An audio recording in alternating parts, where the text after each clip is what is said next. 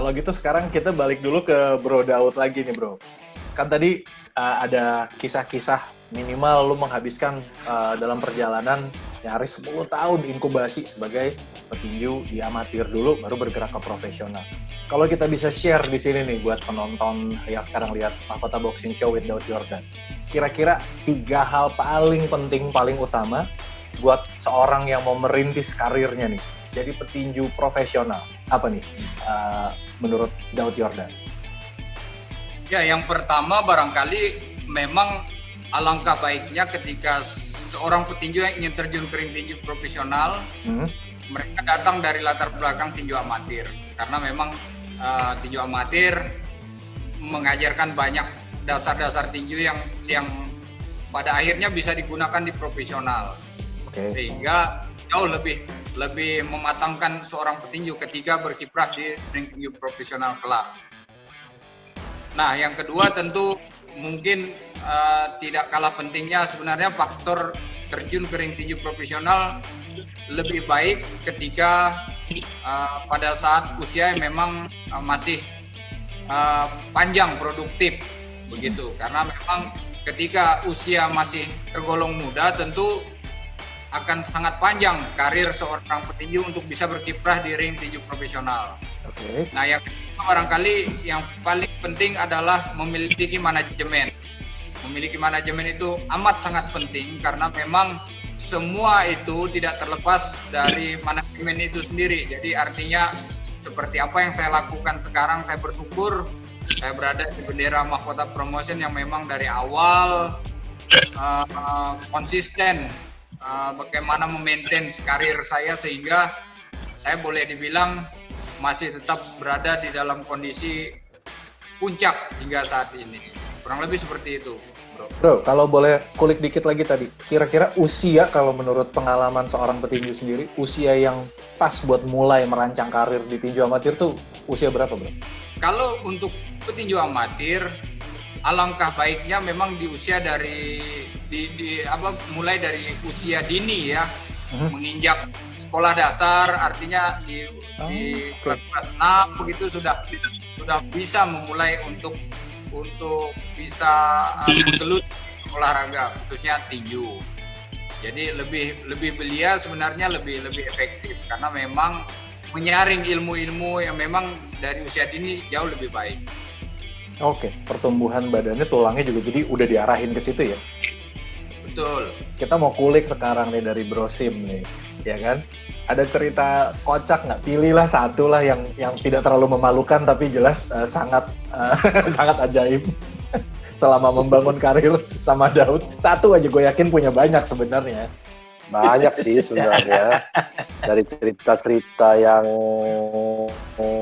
nyeleneh, cerita-cerita yang tapi saking banyaknya kan jujur gue agak lupa di kebanyakan, tapi ada satu juga sebenarnya ini kayaknya waktu itu kalau nggak salah bertiga sama Tira ya, kita hampir berantem ya di MRT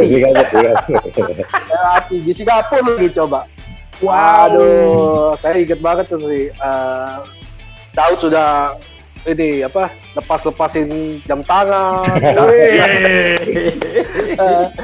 Aduh, ya itu kalau sampai jadi berantem itu apa kata dunia itu. Itu kalau nggak salah H-3 atau H-2 menjelang pertandingan. Wow. Ya, just an accident lah actually, ya kan. Kita lagi di MRT, lagi di 7-Eleven beli satu barang kecil. Ya karena I believe karena waktu itu belum ada MRT di Jakarta. Iya, belum ada. Jadi kita hampir nggak pernah ya, hampir nggak pernah. Saya sendiri sempat tinggal di Singapura berpuluh-puluh tahun. Dan waktu sekolah SMA, kuliah gitu, belum pernah kayak begitu nyenggol dikit terus berantem itu. Belum pernah. Ya, tapi itu kejadian ya. Ya banyak cerita-cerita yang lucu, yang aneh gitu loh. Tapi salah satunya juga adalah ada yang lagi jalan di depan terus kedinginan sendiri ya. Ya Tira tuh di Uruguay ya kan. Daud sendiri saya ingat banget waktu itu habis pertandingan kita di Perth ya udah satu hari setelah pertandingan, terus kita itu pertama kalinya saya belanja sama cowok tuh sama Daud tuh di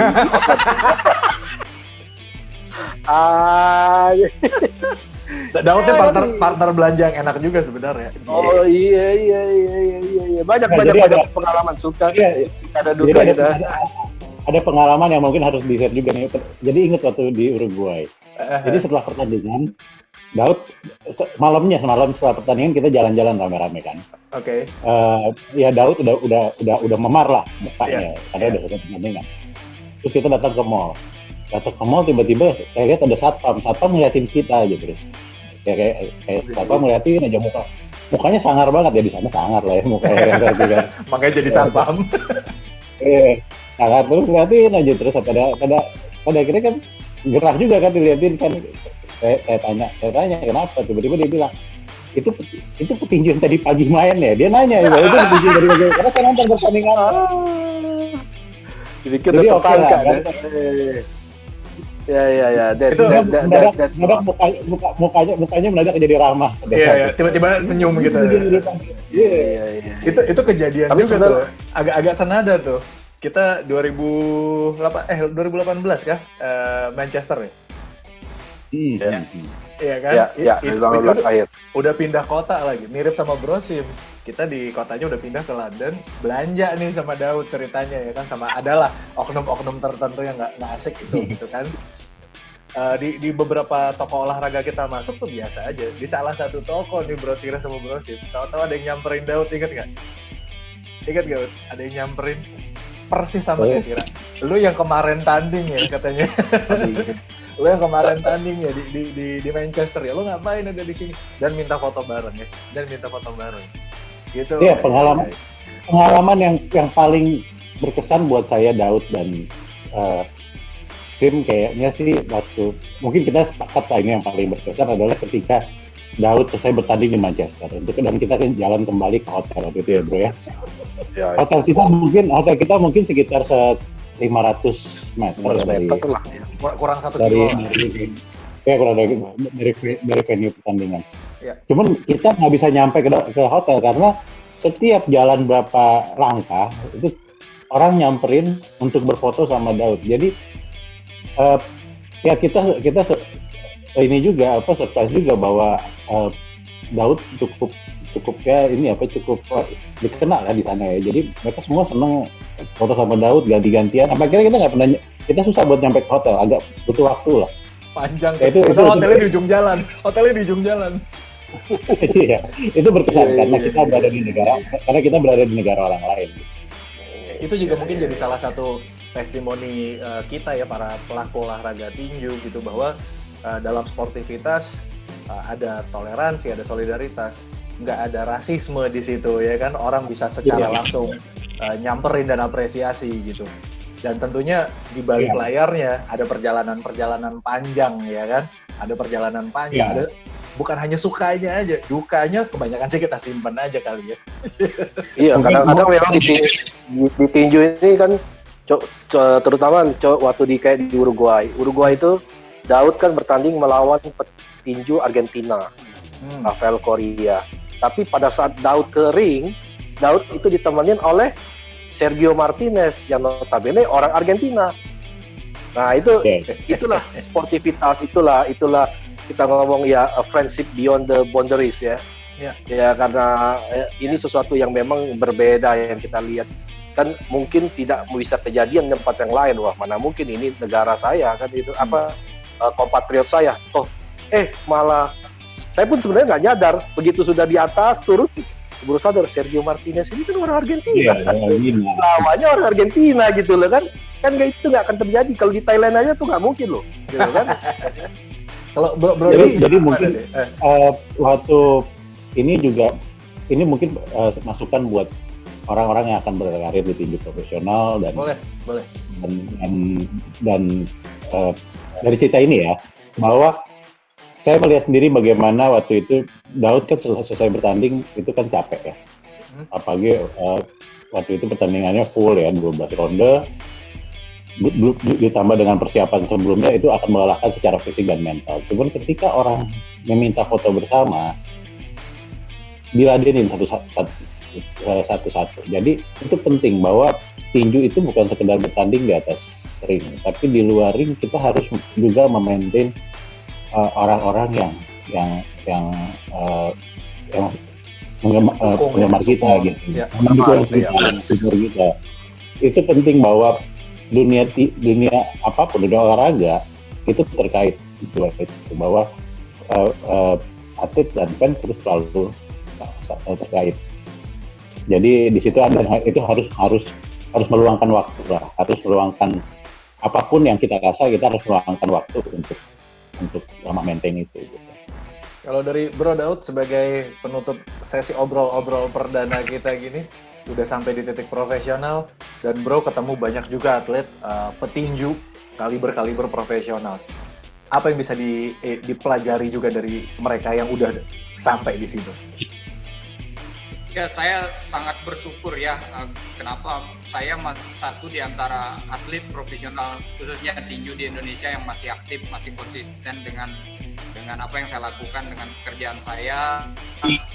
Ini tentu buah dari perjuangan yang selama ini saya perjuangkan, dan tentu saya sangat banyak belajar dari para petinju-petinju yang jauh lebih hebat, yang jauh lebih mendunia daripada saya, sehingga apa yang mereka lakukan itu tentu menjadi sebuah pembelajaran bagi saya agar kita bisa seperti yang Bro Tira sampaikan tadi, kita tetap harus sebisa mungkin meluangkan waktu untuk terus bisa bercengkrama dengan mereka, bisa berkomunikasi dengan mereka, bisa mungkin foto bareng, bisa berkomunikasi. Itu sesuatu yang menurut saya sangat mereka harapkan sekali.